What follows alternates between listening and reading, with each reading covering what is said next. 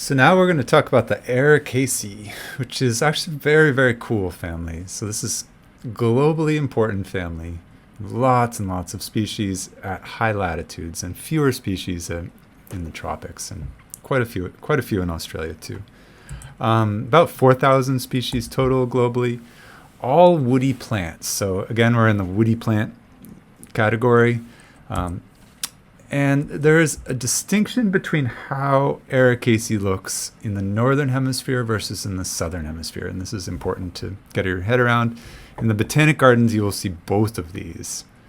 So there's a little bit of a distinction between the two. So in Australia, this is really common. You have these pendulous flowers that are often bell-shaped.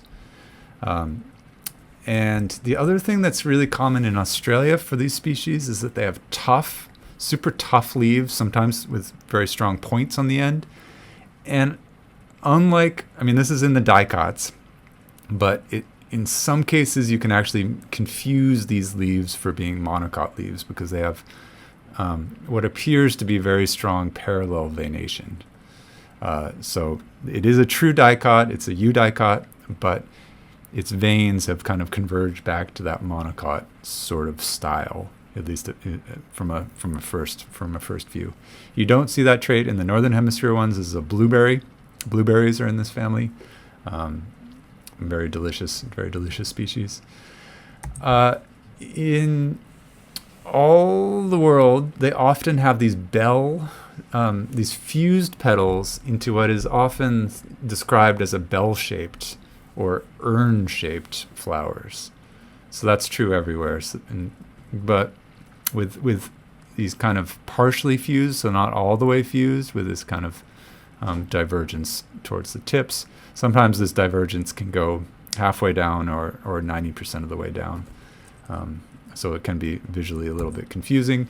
Usually we're talking about shrubs here in the Ericaceae. So when you're in the kind of looking at a thing that's kind of between 0.5 meter and 3 meters tall, that's when you should start to think Ericaceae. And if you see these tough leaves, parallel veins, and urn-shaped flowers, you're a pretty good guess that you're in the Ericaceae.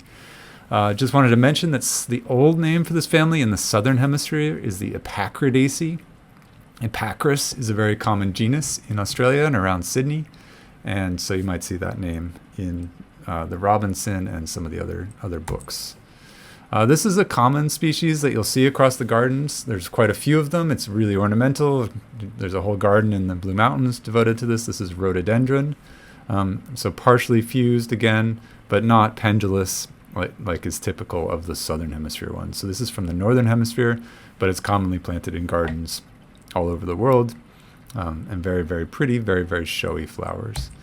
This is a more characteristic Australian one that you'll find around Sydney. Fuchsia heath, again, pendulous flowers with this kind of urn shape.